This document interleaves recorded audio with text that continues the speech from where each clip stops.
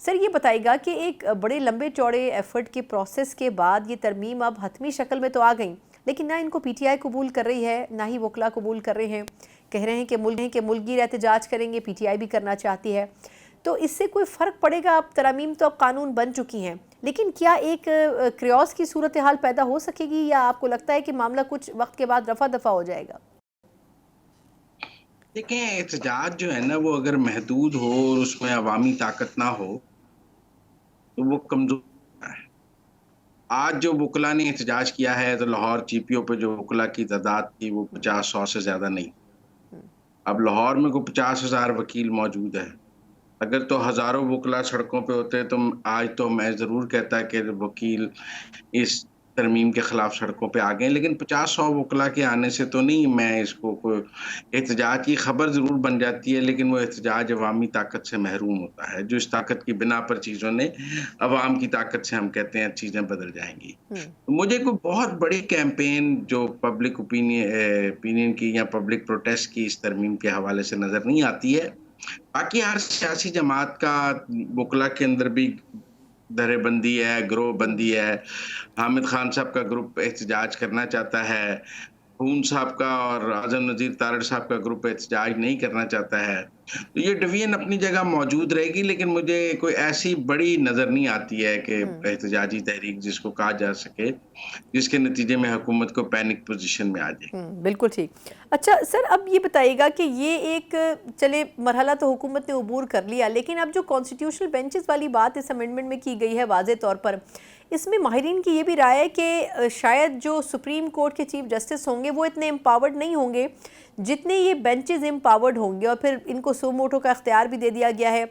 Supreme court इस मामले में इंटरवीन भी नहीं कर सकेगी। तो आपके ख्याल में क्या बज़ाहिर कॉन्स्टिट्यूशनल कोर्ट तो नहीं बने, लेकिन कॉन्स्टिट्यूशनल बेंचेस बनाकर हुकूमत ने अपना टारगेट अचीव कर लिया है?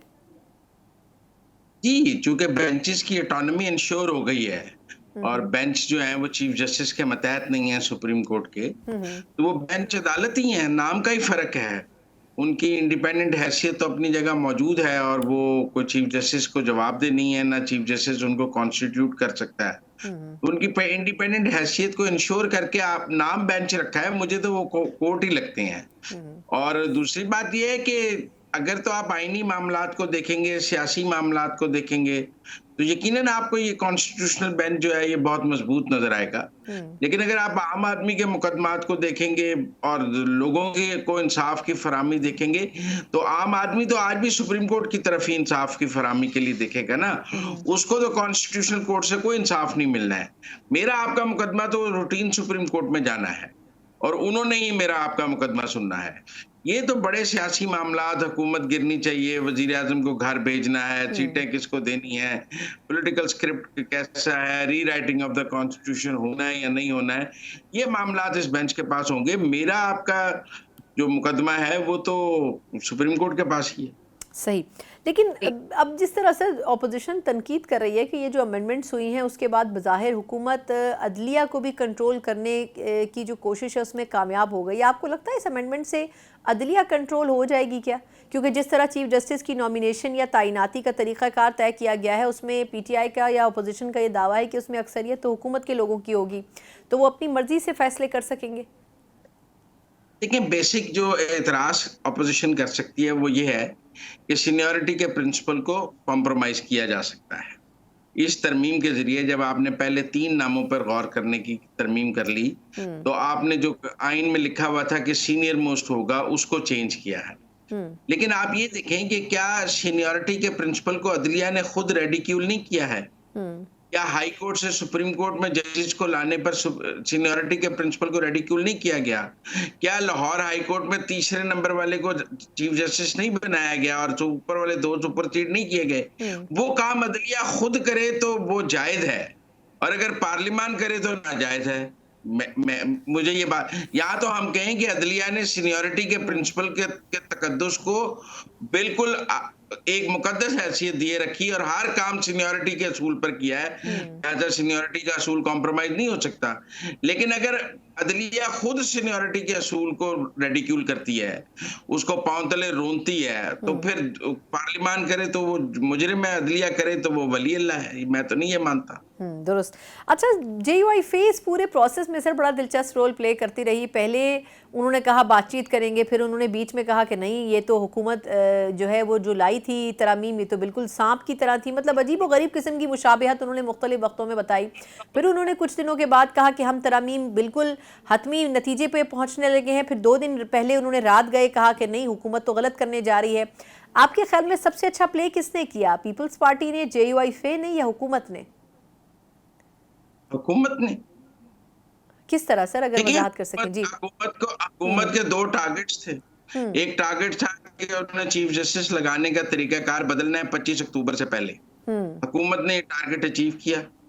दूसरा हुकूमत का टारगेट था कि वो इस सुप्रीम कोर्ट से आईनी मामलात को अलग करना चाहती थी। वो टारगेट भी हुकूमत ने अचीव किया।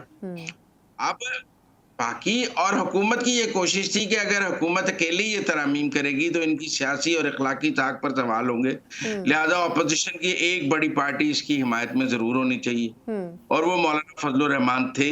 मौलाना फजलुर रहमान की मौजूदगी से और उनके वोट डालने से ये तो नहीं कहा जा सकता कि ये सिर्फ हुकूमत की तरामीम है। ये अपोजिशन ने इसको वोट डाला है। अब आधी ऑपोजिशन ने डाला है या पूरी ऑपोजिशन ने डाला है वो तो अपनी जगह है, लेकिन पीटीआई ने वोटिंग में हिस्सा लेकर इस तरमीम को पॉलिटिकल और कॉन्स्टिट्यूशनल सैंक्टिटी दी, और मौलाना फजलुर रहमान साहब ने इसमें वोट डाल के, अब आप कहीं ये तो नहीं कह सकते कि ये हुकूमत की तरमीम है। जो ऑपोजिशन बेंचेस पे बैठी हुई एक पार्टी है उसने इसको वोट डाला है, ये हुकूमत की फतह है। अब वो कैसे डाला है ये एक अलग सवाल है, लेकिन वो वोट डालना क्या हुकूमत की फतह नहीं है। अगर मौलाना वोट डालते और ये सिर्फ हुकूमत की तरमीम होती और ऑपोजिशन सड़कों पे होती मिलकर, तो हुकूमत शिकस्त खा जाती। तो मेरे ख्याल में तो हुकूमत हर महाज पे जीती है। लेकिन फिर से JUIF ने क्या हासिल किया आपके ख्याल में? वो तो इस तरह कह रहे हैं कि मुसव्वदा भी हमारा है, हमने अपनी टर्म्स के ऊपर हुकूमत को कायल कर लिया। तो फिर उन्होंने क्या अचीव किया फिर इस पूरी सिचुएशन में? अगर ये देखें, अगर मैं कोई काम करना चाहता हूं और वो आप कह रही हैं कि मैंने किया है, मेरा क्रेडिट है, तो मेरा तो काम हो गया ना। गवर्नमेंट चीफ जस्टिस लगाने का तरीकाकार बदलना चाहती थी, वो बदल गया। और अगर मौलाना फजलुर रहमान साहब कहते हैं मैंने बदला है, तो हुकूमत को क्या प्रॉब्लम है? हुकूमत इस सुप्रीम कोर्ट से आईनी मामलात खत्म करना चाहती थी, वो खत्म हो गए। अब वो मौलाना के मैंने किए हैं तो हुकूमत को इससे क्या एतराज है? हुकूमत के मामलात हल हो गए और हुकूमत को उसका क्रेडिट भी नहीं लेना पड़ रहा, वो क्रेडिट भी मौलाना के पास है, तो डिस्क्रेडिट भी मौलाना के पास है। अगर कोई कहेगा ये तरमीम का मसवदा बड़ा नाकस है, तो वो कहेंगे जी मौलाना ने दिया था। और वो कह रहे हैं पीटीआई इन पर यकीन कर बैठी थी और उसकी हिमायत इसको हासिल थी। दुरुस्त। अच्छा, अब सर ये फरमाइएगा आखिर में कि अब बज़ाहिर लग ये रहा है कि अगर जस्टिस याया आफरीदी साहब को चीफ जस्टिस बनाया जाता है तो मंसूर अली शाह साहब और जो दूसरे जज साहब हैं मुनीब अख्तर साहब, वो कॉन्स्टिट्यूशनल कोर्ट्स में जा सकते हैं, वो भी हुकूमत के लिए एक्सेप्टेबल नहीं होगा। और अगर उन्हें वहाँ भेजा जाता है तो मंसूर अली शाह साहब चीफ जस्टिस रहते हैं। आपके ख्याल में हुकूमत के पास वैसे ऑप्शन क्या है कि वो क्या कर सकती है मुमकिन तौर पर, जिसमें वो खुद भी मुतमईन हो और काम भी हो जाए? ये हुकूमत के सारे कार्ड्स ओपन हैं। मतलब मंसूर अली शाह साहब अगर एक ऐसे सुप्रीम कोर्ट के सरबराह चीफ जस्टिस भी हों जिसने आईनी केसेस नहीं सुनने, जिसने मखसूस नशिस्तों का मामला नहीं सुनना, सियासी केस नहीं सुनने, तो हुकूमत को उस पर क्या एतराज है? मेरा हाल है कहीं भी मंसूर अली शाह आईनी अदालत के सरबराह के तौर पे जेरे गौर नहीं होंगे। वो कॉन्स्टिट्यूशनल बेंच को हेड नहीं कर सकते, सुप्रीम कोर्ट को कर सकते हैं एज अ लेम डक जिसके पास पॉलिटिकल केसेस ना हो, या वहां भी वो सुपरसीड हो सकते हैं, लेकिन मुझे वो कॉन्स्टिट्यूशनल बेंच के सरबराह के तौर पर काबिल कबूल नहीं नजर आ रहे। अच्छा, आखिरी सवाल सर ये कि अब हुकूमत के पास आपके ख्याल में अगला टारगेट क्या है? क्योंकि पीपल्स पार्टी ने कहा था कि कुछ अमेंडमेंट्स हम इस मरतबा कर रहे हैं, कुछ हम आगे के लिए रख रहे हैं, तो अब आगे के लिए उन्होंने मजीद क्या कुछ रखना है? आपके ख्याल में नेक्स्ट क्या हो सकता है? मेरा ख्याल है नेक्स्ट में 9 मई के मुल्ज़मान के मिलिट्री ट्रायल हो सकते हैं, और फैज के को अक्यूज्ड के ट्रायल हो सकते हैं, और जो चीजें जुडिशरी के हवाले से रह गई हैं जिन पर अब कंसेंसस नहीं हो सका वो आगे हो सकती हैं। देखें, गवर्नमेंट के पास सेनेट में 5 वोट कम है जो मौलाना की उनको जरूरत थी।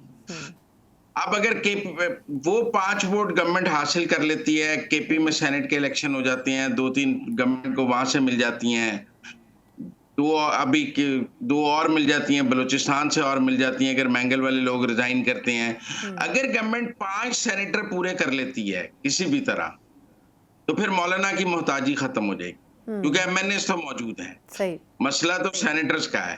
तो अगर सेनेटर्स की गिनती पूरी हो गई तो मुझे और भी तरमीम आती नजर आती।